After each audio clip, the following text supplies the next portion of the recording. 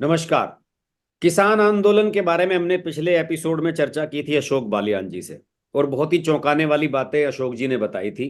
अशोक जी west UP से आते हैं और राजनीति और किसानों के बारे में जो नई नई चीजें आती हैं, योजनाएं आती हैं, सरकार उनका गहन अध्ययन करते हैं, मनन करते हैं, उन पर समय समय पर किताबें लिखी हैं कई। उनकी एक किताब नई आने भी वाली है।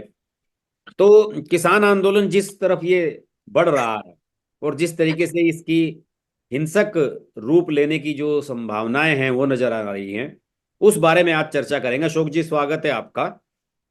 अशोक नमस्कार हर्ष जी। अशोक जी, कुछ सोशल मीडिया पर तमाम तरह की वीडियोस इस तरह की वायरल हो रही हैं कि ये जो प्लानिंग किसान आंदोलन की फिलहाल जो इस समय ये चल रहा है, जो अभी अ, दिल्ली के तरफ जाने की, बार बार कूच करने की बात करते हैं। तो कुछ लोगों का ये मानना है कि ये जो प्लानिंग है, ये जो अलगाववादी ताकतें हैं जो खालिस्तान को सपोर्ट करती रही हैं, उन सब लोगों का इसमें बड़ा इन्वॉल्वमेंट है। इसमें कितना दम है? ये जो बताते हैं लोग, पुरानी थ्योरी कि मोदी जी जब प्राइम मिनिस्टर बने उसके बाद किस तरीके से इनका नेटवर्क ध्वस्त हुआ, उस सब से भी जुड़े हुए हैं इसके तार। देखिए हर्ष जी, ये तो आपको और हमें सभी को पता है कि जब 1984 में ऑपरेशन ब्लू स्टार किया था जनरल जनरल सिंह भिंडरावाले को लेकर, हम्म। उसके बाद बहुत सारे सिख आतंकवादी और अलगाववादी कनाडा में, अमेरिका में, ऑस्ट्रेलिया में, इन ब्रिटेन में, इन देशों में भाग गए थे, कुछ पाकिस्तान में रहे। हम्म। तो तभी तब से इन लोगों को एक डर था कि इनकी खालिस्तान की मंशा को भारत सरकार ने उस वक्त जो है हम्म। नेस्तनाबूद कर दिया था। हम्म। लेकिन इसके बाद में क्या हुआ हर्ष जी, के धीरे धीरे उन लोगों ने सोचा कि हम इस मांग को दोबारा उठा सकते हैं, क्योंकि जो भारत में 2004-05 से लेकर 2014 तक मनमोहन जी की सरकार रही, उस सरकार में आपने भी देखा होगा हर्ष जी के जो विदेशों में अलगाववादी बैठे हुए थे, जो इस तरह की सोच रखते थे कि जो भारत को कमजोर करना चाहते थे, उनके खिलाफ कोई कार्रवाई नहीं की गई। एक तरह से आप देखेंगे तो जो हमारी रॉ थी, उसका कोई बहुत बड़ा, आपने देखा होगा कि विदेशों में कोई ऑपरेशन नहीं हुआ। हम्म। भारत में देखा होगा आपने कि कश्मीर में किस तरह चीजें होती रही। हम्म। विदेशी फंडिंग के आधार पर कश्मीर में पत्थरबाजी होती थी हर्ष जी। हम्म। और वही पाकिस्तान जो कश्मीर में पत्थरबाजी कराता था, आतंकवादी घटनाएं कराता था, हम्म। उसी पाकिस्तान ने 1984 में हम्म। पंजाब को आतंकवाद की ओर धकेल दिया था। हम्म। तमाम हिंसक कार्रवाई के लिए जो हथियार आते थे वो पाकिस्तान के रास्ते से आते थे उस वक्त आतंकवादी। हम्म। तो वो लोग जो विदेशों में बैठे हुए थे, हम्म। जब मोदी सरकार आई, हम्म। उस दौर में विदेशों में बैठे हुए, खासकर कनाडा में बैठे हुए अलगाववादी आतंकवादियों ने हम्म। एक जनमत संग्रह के नाम से एक अभियान को शुरू किया। अच्छा। और वो जनमत संग्रह का अभियान जो है हर्ष जी, हम्म। वो आते आते चरम पर पहुंच गया था जब मोदी सरकार जो है 2019 में दोबारा, तो अच्छा। मोदी तो सरकार उस ने एक बहुत मिनट में रोक रहा हूं आपको। वो मुझे ये बताइए कि उस जनमत संग्रह का क्षेत्र कौन सा था, उसके विषय क्या थे, उसमें क्वेश्चंस क्या थे, क्या उसका एजेंडा था? ये थोड़ा सा हाँ डिटेल। हर्ष जी, आपने ये बहुत बहुत महत्वपूर्ण सवाल किया है। उसका एजेंडा था कि हम दुनिया के सिखों और पंजाब के सिखों से ये राय लेंगे, इंटरनेट के, सोशल मीडिया के माध्यम से, कि क्या आप खालिस्तान चाहते हैं, और हम्म। खालिस्तान चाहते हैं तो उसके लिए हमें क्या करना होगा।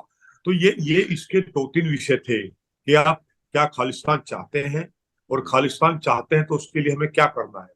तो ये एक तरह से इसके लिए पहले एक भ्रामक वीडियो सोशल मीडिया के माध्यम से आइए अलगाववादी जारी करते थे, और ये कहते थे कि भारत में धार्मिक आधार पर सिखों के साथ जो है मोदी सरकार भेदभाव कर रही है। इसमें कौन कौन ये लोग एक थे, किन किन लोगों के नाम आए थे, जो इनके जो तथाकथित लीडर थे, जिनके वीडियो आते थे या जो मैसेज इस तरह का एक, देते थे एक तो बात? एक तो जो अमेरिका में बैठा हुआ है गुरपंत सिंह पन्नू बैठा हुआ है। एक हाँ। जो जिसकी कनाडा में हत्या हुई है ब्रिटिश निज्जर कोलंबिया निज्जर। में, हम्म। हाँ निज्जर की, ये इस तरह के लोग थे। वैसे तो बहुत सारे परमजीत पम्मा थे जो उस टाइम पे भाग गए थे, हम्म। हालांकि उनकी बाद में हत्या हो गई, जिसका आरोप लगाया कि वह भारत सरकार ने, की हम्म। रो ने इनकी हत्या कराई है। पाकिस्तान में आपने देखा भी होगा हम्म। कि कई ऑपरेशन इस तरह के हुए हैं, कनाडा में कई ऑपरेशन हुए हैं, लेकिन भारत सरकार ने हमेशा कहा है कि नहीं, ये सब आतंकवादियों की आपसी रंजिश है। लेकिन मैं समझता हूँ कि भारत सरकार ने मजबूती से इस जनमत संग्रह के जो उनका एक ये मूवमेंट था, अलगाववादी का जो सिख अलगाववादी विदेशों में बैठे हुए थे उसको पूरी तरह से कुचलने का ये काम किया था। किस समय शुरू, इसकी कॉल किस समय आई थी, कि किस दौरान आई, ये कौन से साल में इसकी ये कॉल? इसकी कॉल जो आई थी, ये तैयारी तो हो रही थी 2014 से पहले इसकी। अच्छा। लेकिन तब 2014 में फिर मोदी सरकार आ गई देश में, और 19 तक आते आते उन्होंने अपना ये 2019 में उन्होंने अपना दुनिया के सामने रखी बात कि हम जनमत संग्रह कराएंगे। हम्म। लेकिन मोदी सरकार ने उस ब्रिटेन के साथ में बहुत कड़ा ऐतराज किया कि ब्रिटेन की धरती पर और कनाडा सरकार के साथ में कि कनाडा और ब्रिटेन की धरती पर या अमेरिका की धरती पर जनमत संग्रह नहीं होना चाहिए। जो भारत के खिलाफ अलगाववादी है उनकी गतिविधियों को पूरी तरह बंद किया जाए। तो क्योंकि मोदी सरकार एक मजबूत सरकार के रूप में भारत में उभर कर सामने आई थी दुनिया के सामने, तो उन सरकारों को मोदी सरकार की इस बात को मानना पड़ा। सिख अलगाववादी बहुत नाराज हुए इस बात से कि मोदी सरकार ने ये दबाव डलवाने के बाद में जो है हमारे इस अभियान को रोक दिया। हर्ष जी, ये एक नाराजगी का बहुत बड़ा कारण सिखों में, अलगाववादियों में प्रसारित किया गया। हर्ष जी, तो फिर उसके बाद क्या, मतलब उसके बाद क्या, मतलब मोदी सरकार ने इसको किस तरीके से डिसमेंटल किया, किस तरीके से इसे वो किया, थोड़ा सा उसके बारे में बताइए कि किस तरीके से। देखिए धीरे धीरे मोदी सरकार ने रोके ऑपरेशन को। जो भारत की खुफिया जो संगठन है raw, research and analysis wing, उसकी गतिविधियों को दुनिया में एक मजबूती प्रदान की उसकी गतिविधियों को। उसने बहुत सारे दुनिया में इस तरह के ऑपरेशन किए कि भारत के खिलाफ कोई भी गतिविधियां नहीं होनी चाहिए विदेशी धरती पर। चाहे यूनाइटेड नेशन में मोदी सरकार ने आवाज उठाई हो, चाहे हमारे विदेश मंत्री ने उन सरकारों के सामने रखी हो इस बात को, तो मोदी सरकार ने उनको एक तरह से कूटनीतिक दृष्टि से, सैनिक दृष्टि से और खुफिया तंत्र की दृष्टि से, तीनों दृष्टि से अलगाववाद की किसी आवाज को उठने से पहले मोदी सरकार ने हर्ष जी विदेश में बैठे हुए इन अलगाववादियों को दबाने का कार्य। असल में दो और दो ये दो सफल भी तरीके हुई। से काम किया मोदी जी ने। एक तरफ तो जो सिखों में जो अलगाववादी सोच के लोग हैं उनको डिसमेंटल करने का काम किया, और दूसरी तरफ सिखों को अपने करीब लाने की भी कोशिश नरेंद्र मोदी ने, मैंने देखा है कि पिछले 5-7 साल में लगातार की है। जैसे करतारपुर कॉरिडोर खुलवाया गया, इसके अलावा सिख नेताओं को अक्सर अपने घर पे बुलाते हैं, और जो ग्रंथी हैं इनके, जो धार्मिक गुरु हैं इनके, उन सब लोगों को बुलाया जाता है, समय समय पर उनसे मिलते हैं। गुरुद्वारों में जाना और पंजाब में लगातार जाते रहना मोदी जी का, मुझे लगता है कि उन्होंने दोनों फ्रंट पे काम किया।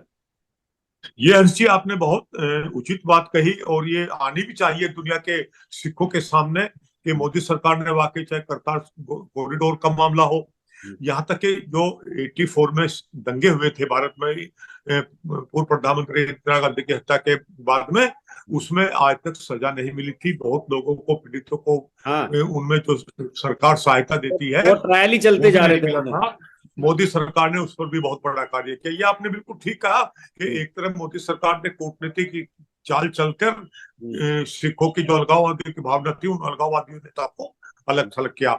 दूसरी तरफ मोदी सरकार ने देश में और दुनिया के स्तर पर सिखों के साथ में जो है, जो कि सिख हमारी क्या है, सिख एक हमारी ऐसी जाति है जिसका इस देश के योगदान में बहुत बड़ा हाथ है, बहुत बड़ा कंट्रीब्यूशन है, बहुत बड़ा योगदान है। हमारे सिख भाई यहाँ एक तरफ पंजाब में अन्न पैदा करते हैं और पूरे देश में उनका 80% अनाज उनका डिस्ट्रीब्यूट होता है, वहीं दूसरी तरफ हमारी सिख बटालियन भी हमारे देश की सीमा पर रक्षा करती है। तो मोदी सरकार ने इनकी इस महत्ता को समझा और दोनों स्तर पर काम किया ताकि पंजाब जैसे महत्वपूर्ण राज्य में इस तरह की ताकतें न उठे। और यही कारण था कि इस तरह की ताकतों ने फिर इनको एक बहाना मिल गया 2019 में 20 में किसान आंदोलन, जो 13 महीने तो कृषि कृषि कृषि कानूनों को लेकर। कानूनों के मामले में जो हुआ। हाँ, वहां जी फिर इनका अलगाववादियों को, और इन्होंने बड़े पैमाने पर आपने देखा को फंडिंग की थी। आज भी दिल्ली पुलिस का एक मुकदमा विदेशी फंडिंग जो खालिस्तानियों के द्वारा की गई थी, वो आज भी दिल्ली पुलिस के यहाँ उसकी विवेचना पेंडिंग पड़ी हुई है हर्ष जी। और मैं तो आपके चैनल के माध्यम से भारत सरकार से मांग करता हूँ कि उस मुकदमे को कृषि कानूनों के अन्य मुकदमों की तरह न देखा जाए। इस तरह के मुकदमों को वापसी नहीं लिया जाना चाहिए और इस तरह मुकदमे की जांच होनी चाहिए ताकि ये विदेशी फंडिंग रुकनी चाहिए। असल में क्या हुआ कि जब वो जनमत संग्रह वाला मामला इनका नहीं जम पाया, तो इन्हें लगा कि ये जो फार्म बिल्स के खिलाफ जो एजिटेशन चल रहा था दिल्ली में, उसे सपोर्ट करके इन्होंने अपना ग्राउंड फिर से तैयार करने की कोशिश की। और देखिए, इसमें मुझे लगता है कुछ हद तक इन्हें सफलता भी मिली। पंजाब में ना कांग्रेस की सरकार बनी, ना बीजेपी की सरकार बनी, आम आदमी पार्टी की सरकार बनी। हाँ, ये भी हर्ष जी देखो, एक दुर्भाग्य और बात है इसमें कि इस वक्त जो आंदोलन चल रहा है उसको आप पार्टी की सरकार का भी, ये बहुत गलत बात है देश में। कोई भी राज्य सरकार अगर अपने प्रदेश के किसानों को केंद्र सरकार के विरुद्ध अनावश्यक रूप से भड़काने का कार्य करेगी, और उस वक्त जो आज कैप्टन अमरिंदर सिंह की सरकार उस वक्त थी, उन्होंने भी उसको भड़काने का कार्य किया था केंद्र सरकार के विरुद्ध, जबकि कृषि तो राज्यों का भी सब्जेक्ट है। ये बिल्कुल भी बात नहीं थी। और लेकिन धीरे उसमें धीरे सिखों उसमें में, फर्क था, उसमें फर्क था अशोक जी। कैप्टन अमरिंदर ने किसानों को कहा जरूर था, लेकिन कैप्टन अमरिंदर कहने के बाद पीछे हट गए थे। आप ध्यान करो, शुरू शुरू में ये बोले बात सच कैप्टन है। अमरिंदर। ये वो बिल्कुल ठीक है हर्षी। वो शुरू शुरू में तो बोले, वो जब वो कृषि कानूनों के खिलाफ, लेकिन जब उन्होंने देखा कि इसमें, क्योंकि कैप्टन जो है, कैप्टन अमरिंदर की एक बात देखी है मैंने, वो फौज में रहे, 71 की लड़ाई लड़ी है उन्होंने, कैप्टन रहे, आर्मी के अधिकारी रहे हैं। उनके अंदर का जो हिंदुस्तानी है ना, जो देशभक्त है, जो फौजी है, वो बाहर आ जाता है। पाकिस्तान की तरफ से कोई आतंकवादी वो हो एक्टिविटी, उसके खिलाफ उन्होंने बहुत बढ़िया एक्शन लिए। जो ड्रोन से हथियार वगैरह, ड्रग्स वगैरह गिराई जाती थी, उसके खिलाफ कैप्टन अमरिंदर बड़े सख्त हुआ करते थे। और दूसरे, कैप्टन अमरिंदर की लगातार खालिस्तानों पे वाले पे भी, एक्टिविटीज पे भी नजर बनी रहती थी। तो जब उन्हें लगा हाँ, कि इसमें गलत ये तत्व घुस बिल्कुल गए हैं, ठीक तो है। कैप्टन उसके बाद पीछे हट गए थे। आप याद करो, उसके बाद फिर कैप्टन नहीं बोले 1 साल तक।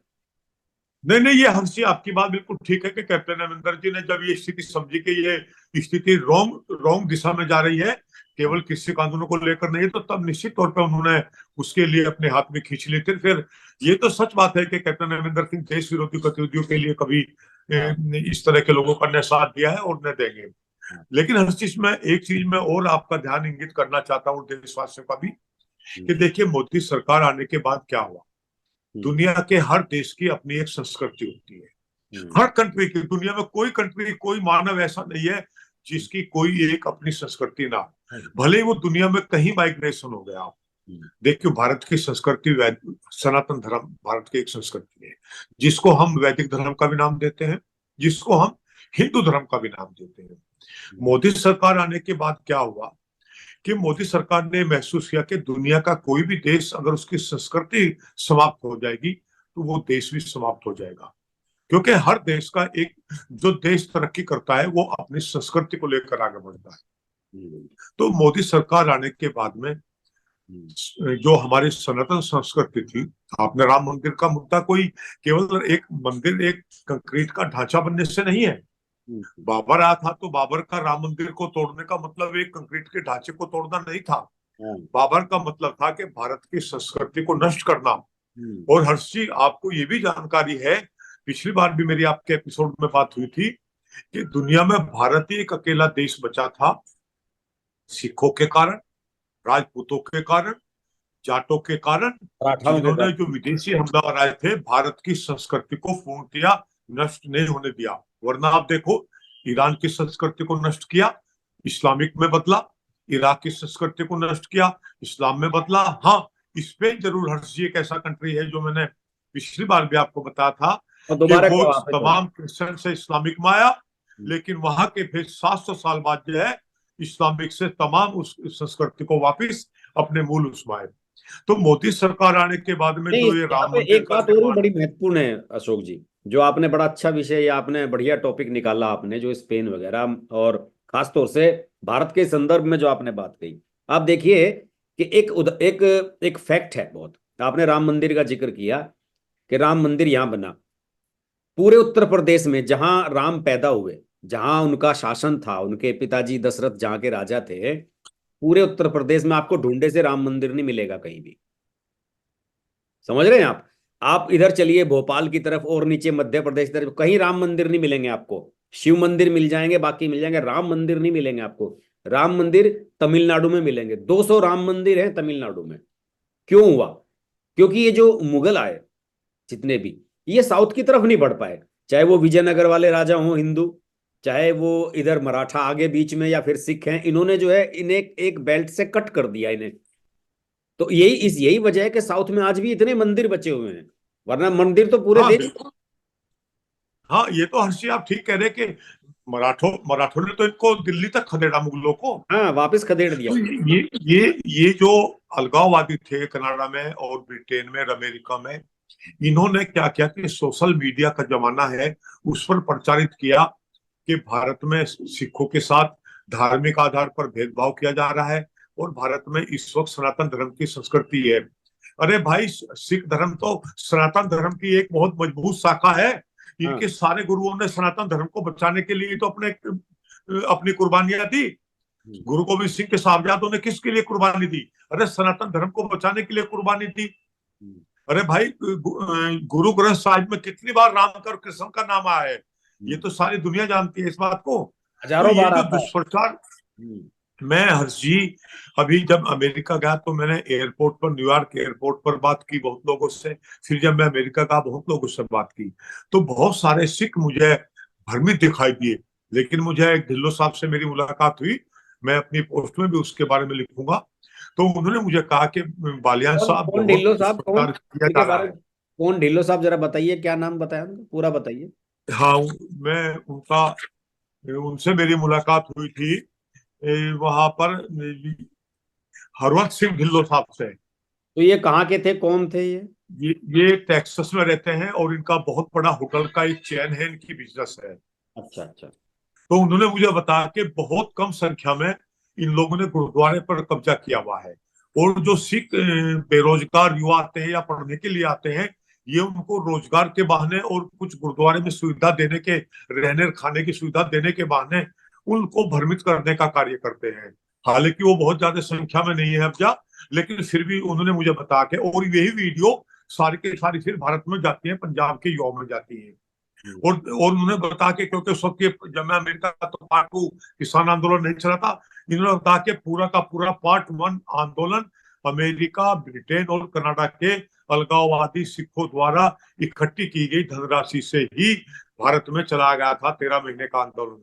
ये मुझे ढिल्लो साहब ने बताया। ये अपनी पत्नी के साथ मेरे से मिलने के लिए आए थे। तो अब लेकिन मैंने वहां तो बताया बहुत जाता है सारे, कनाडा में कि हर सैटरडे में कॉल की जाती थी कि वहाँ आंदोलन चल रहा है, उसके हाँ, समय चंदा दें। हम्म।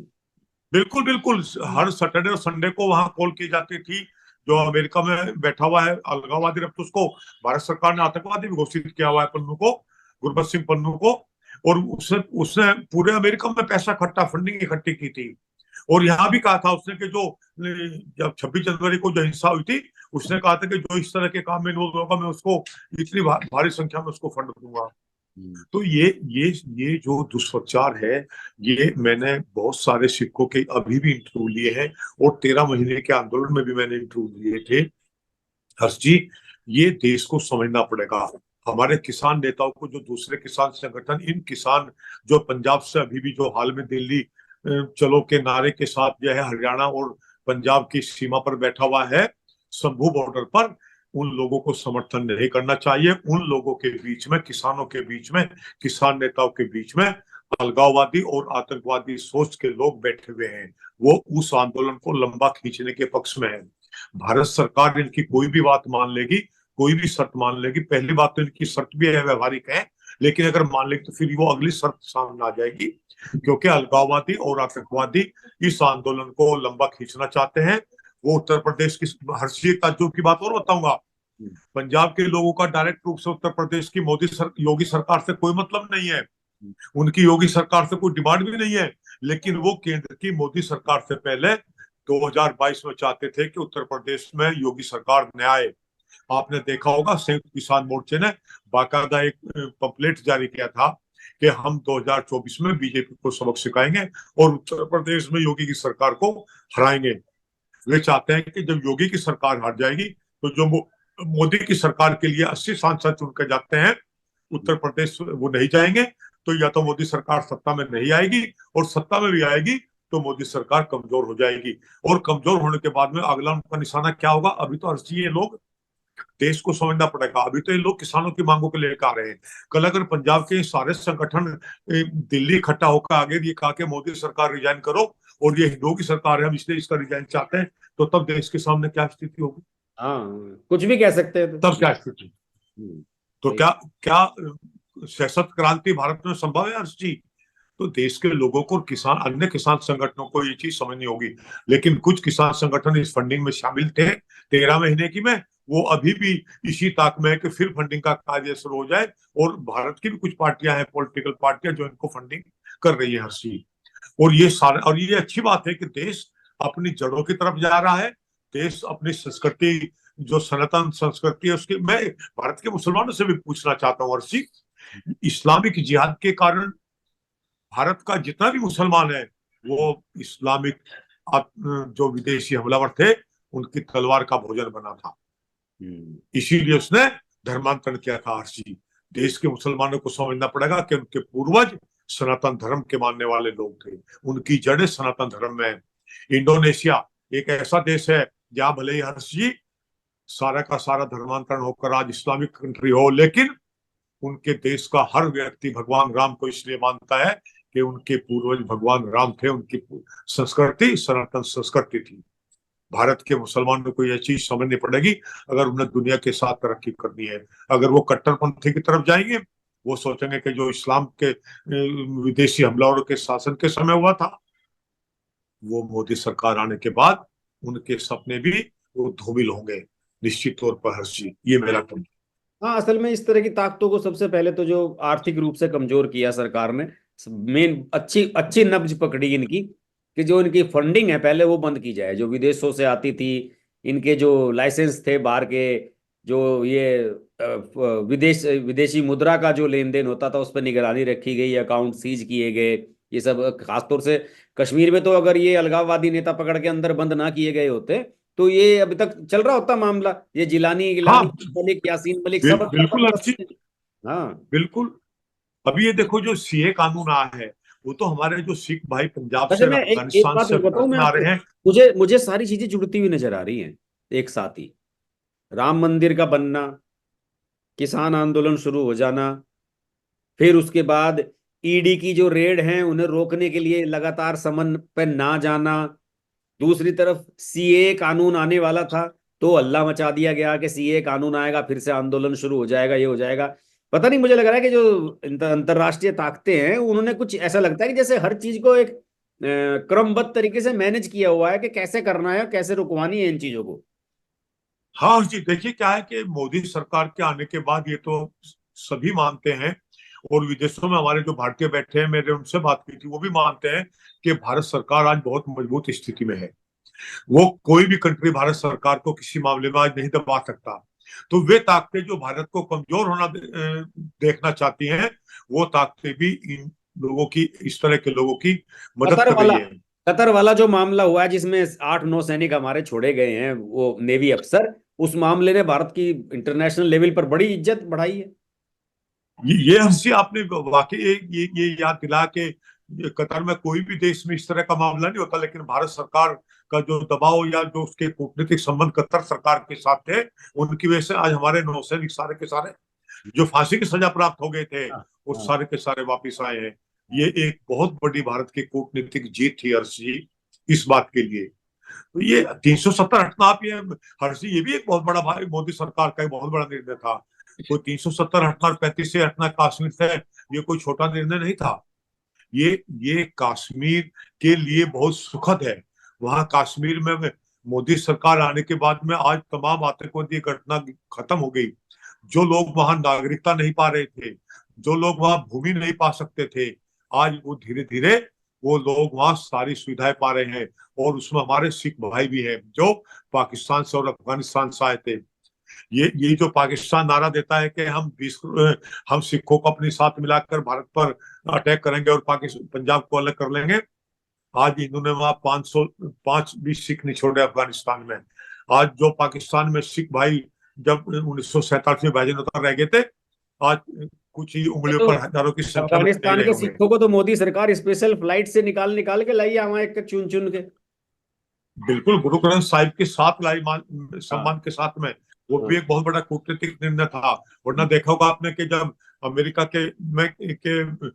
की फौज वापिस आ रही थी, किस तरह वहां अफरा तफरी का माहौल बना हुआ था। लेकिन भारत सरकार अपने सभी लोगों को निकाल कर लाई, सह सम्मान निकाल कर लाई है।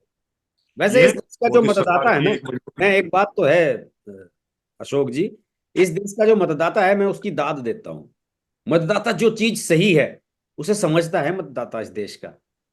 ये बहकावे में आता ये नहीं तो किसी के। ये मतदाता जब ये वोट बिल्कुल डालने हर्षी जाता है तो बात वो है कि सोच समझ के राहुल वोट गांधी डालता है। कितना ही बोलते हो हर्षी कि मैं ये कर रहा हूँ वो कर रहा हूँ, लेकिन मतदाता समझता है कि मोदी के नेतृत्व में भारत एक मजबूत देश की तरफ बढ़ रहा है। और मैं मानता हूँ कि भारत आने वाले कुछ समय में विकासशील देश से निश्चित तौर पर विकसित देश जाएगा। हर्षी आज बड़े बड़े हाईवे, बड़ी बड़ी योजनाएं आ रही हैं पूरे पूरे कंट्री में। ये एक मोदी सरकार की मजबूती का और उसका भ्रष्टाचार रहित सरकार का। आज हम पिछले 10 साल में मोदी सरकार पर एक भी भ्रष्टाचार के आरोप नहीं लगा पाए जाए, क्योंकि मोदी सरकार ने इसकी तरफ भी काम किया है। ये सारे विपक्षी नेता जो जिनमें से कुछ तो भ्रष्टाचार में हर सजा पा चुके हैं। हाँ, इसके आप पार्टी के कई मंत्री जेल में पड़े हुए हैं, उसका मुख्यमंत्री खुद जेल जाने के मुहाने पर खड़ा हुआ है। जो पहले ये कहता था कि सोनिया गांधी को जेल में डालो, राहुल गांधी को जेल में डालो, प्रियंका उनके साथ वाड्रा को अलायंस जेल कर में रहे हैं। डालो, हाँ आज उन्हीं के साथ वो अलायंस कर रहा है। और तब वो ये कहता था कि ईडी क्या कर रही है, सीबीआई क्या कर रही है, उसको क्यों बनाया है, अगर वो हाँ। इनको गिरफ्तार नहीं करती तो उसको जो है भंग कर दीजिए। और आज वो कह रहा है कि सात समझ जाने के बाद भी कि ईडी मुझे परेशान कर रही है। तो मोदी सरकार में ये सब चीजें रोकने का कार्य हो रहा है, करप्शन को रोकने का कार्य हो रहा है और विकास के कार्य हो रहे हैं। ये देश का युवा भी हर्षी आपने ठीक कहा कि समझता है इन बातों को। और सनातन धर्म भी मजबूत हो रहा है मोदी सरकार में। और ये भारत के लिए एक अच्छी बात है कि वो भारत सरकार अपनी संस्कृति की तरफ लौट रही है, जो उसकी मूल संस्कृति है, जो उसके निवासियों की मूल संस्कृति है। और मैं एक समझता हूँ कि सिख एक भाई भी सवाल इस अशोक जी। तरफ इस बहकावे में नहीं आएंगे। बिल्कुल बिल्कुल। एक सवाल, अब देखिए, आप पश्चिमी उत्तर प्रदेश से आते हैं, जाट बेल्ट से आते हैं। अब एक सवाल जो है, आपकी जाट बिरादरी और आपकी जो राजनीतिक पार्टी है राष्ट्रीय लोकदल, उसके बारे में जरूर होगा सवाल। देखिए, अभी अभी अधिकृत रूप से घोषणा नहीं हुई है वेस्ट यूपी में कि आरएलडी और एनडीए में आ गई है, लेकिन सब कुछ सब जानते हैं कि तय हो चुका है। चौधरी चरण सिंह को भारत रत्न दिया गया। फिर उसके बाद जयंत चौधरी का राज्यसभा में थैंक यू कहना। फिर उसके बाद जयंत का मीडिया के सामने ये कहना कि अब मैं किस मुंह से मना करूं, ये कह दिया उन्होंने। और ये भी खबरें आ गई हैं कि राष्ट्रीय लोकदल को बिजनौर, बागपत, ये दो सीटें अभी फिलहाल फाइनल की गई हैं जो उनके कोटे में जाएंगी। और दूसरी तरफ एक मैंने नया नाम दिया सतपाल मलिक साहब को, ढोल। कि वो जो एक ढोल है वो जिसे जो जो मर्जी आता है वो पीट लेता है और कुछ मर्जी कहला देते हैं। आजकल हालांकि अस्वस्थ हैं, वे हॉस्पिटल में एडमिट हैं। वो ये कह रहे थे कि मैं जयंत चौधरी को प्रधानमंत्री बनवाने की सोच रहा था और ये मंत्री बनने के लालच में जो है वो मोदी की तरफ चला गया। तो जाट कम्युनिटी इसको कैसे देख रही है? सोशल मीडिया पर कुछ लोग कह देखिए रहे हैं, मैंने सोशल मीडिया जयंत पर कुछ लोग चौधरी कह के रहे हैं कि जयंत चौधरी ने जाटों से धोखा किया, किसानों से धोखा किया, फलाना ढिमकाना। इसको वेस्ट यूपी की जाट कम्युनिटी किस तरह से देख रही है? देखिए हंसी, एक किसान संगठन के अलावा किसी ने भी ये नहीं कहा जाट समुदाय में कि जयंत ने निर्णय गलत किया है। सभी ने जयंत के निर्णय पर ये कहा है कि ये समय के साथ किया गया जयंत का एक अच्छा कदम है। केवल एक पश्चिम उत्तर प्रदेश बेस्ड एक किसान संगठन को इस बात को लेकर प्रॉब्लम है, क्योंकि आरएलडी के समर्थक उनके इस किसान आंदोलन में अपने राजनीतिक कारणों से उनकी मदद कर रहे थे। और उस इस जयंत के सही वक्त पर सही निर्णय लेने की वजह से उनकी स्थिति कमजोर हुई है, क्योंकि वो नहीं चाहते थे कि किसानों के आंदोलन में से जयंत अलग हटे, उनको उससे मजबूती मिल रही थी। वरना जाट समुदाय इस बात से, खासकर मतदाता इस बात से खुश है। और खुद जयंत चौधरी का बयान है कि सत्ता से बाहर रहकर और सत्ता को अनावश्यक रूप से गालियां देकर हम अपने समुदाय का या अपने क्षेत्र का भला नहीं विकास कर। नहीं कर सकते। हाँ जी, तो हर्षी ये मैं समझता हूँ कि मेरे जाट समुदाय ने इस बात को समझा है और वो इस निर्णय से बिल्कुल खुश है। अच्छा, ये सतपाल मलिक जो है अब ये कहते हैं कि अगर मुझे कुछ भी हो गया या मुझे सीबीआई ने अरेस्ट कर लिया तो सारा जाट समुदाय सड़कों पे उतर आएगा। सतपाल मलिक के कहने पे कितने जाट वोट दे देंगे मेरठ में या बागपत में?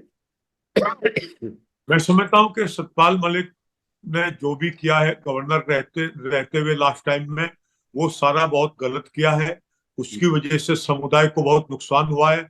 समुदाय की जो विशेषता होती है वो उसने समाप्त करने का प्रयास किया है।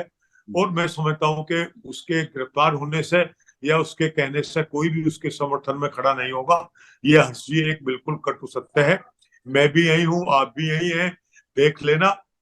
उसने इस कौम के प्रति बहुत गलत किया है और मैं समझता हूँ कि कौम उसको कभी माफ नहीं करेगी। उसने आने वाले राजनीति में लोगों के लिए भी एक विशिष्टता का प्रश्न चिन्ह खड़ा किया है, जबकि कोई कारण नहीं था। उसने खुद कई बार स्वीकार किया है कि जो मैंने अपने इंटरव्यू में पिछली बार कहा था वो झूठ था, असत्य था। तो जो व्यक्ति खुद ये कह रहा हो कि मैंने पिछली बार जो कहानी बनाई थी पुलवामा हमले को लेकर वो झूठ थी, असत्य थी, तो मैं समझता हूँ कि दो आदमी भी उसकी गिरफ्तारी पर दुख नहीं व्यक्त करेंगे, रोष नहीं व्यक्त करेंगे और नहीं उसके कहने से कोई वोट देगा। हर्ष जी। अच्छा, तो इसमें एक बात और भी है कि एक इंटरव्यू देख रहा था मैं सतपाल मलिक का, तो उसमें वो कह रहे थे कि चौधरी चरण सिंह को भारत रत्न दे के कौन सा एहसान कर दिया, वो डिजर्विंग थे, उन्हें तो मिलना ही था, उन्होंने कहा। लेकिन मेरा ये मानना है कि आप उससे पहले तो जो है सबकी सरकारें रही हैं। कांग्रेस की सरकार 10 साल तक रही, उन्होंने कभी नहीं दिलाया। उससे पहले वीपी सिंह की सरकार रही, इवन अटल बिहारी वाजपेयी की सरकार रही, तो दिया तो किसी ने है नहीं। देखिए हर्ष जी, खुद जयंत ने कहा है कि चौधरी चरण सिंह को भारत रत्न मिलने से मुझे एहसास हुआ कि मोदी की सोच के कारण मिला है, वरना ये आप ठीक कह रहे हो हर्ष जी कि सरकारें तो पहले भी थी हाँ और चौधरी चरण सिंह उसके लिए डिजर्विंग भी करते थे, हाँ लेकिन दिया दिया तो किसी भी सरकार ने नहीं था। हाँ। तो ये बिल्कुल आपने ठीक कहा है और जयंत जी ने भी ये बात बिल्कुल ठीक कही है कि मोदी की सोच थी, मोदी सरकार की, कि चौधरी चरण सिंह को भारत रत्न मिलना चाहिए और इसीलिए उनको भारत रत्न मिला है। ये मोदी सरकार का एक बहुत ही सराहनीय कार्य है। हर्ष जी, चलिए साहब, बढ़िया, आपने आज अच्छी खासी अपडेट्स हमें दे दी। और मुझे ये भी अच्छा लगता है कि आप चाहे अपने किसान बिरादरी हो, जाट जाट समुदाय हो, उसकी तरफ से खुल के एक ओपिनियन रखते हैं और झिझकते नहीं है। ये बात मुझे आपकी बेबाकी अक्सर पसंद आती है। तो धन्यवाद। अगले एपिसोड में आपसे फिर किसी दिलचस्प विषय पे चर्चा जरूर करेंगे। आप हमारे लिए समय निकालते रहिए। धन्यवाद। नमस्कार।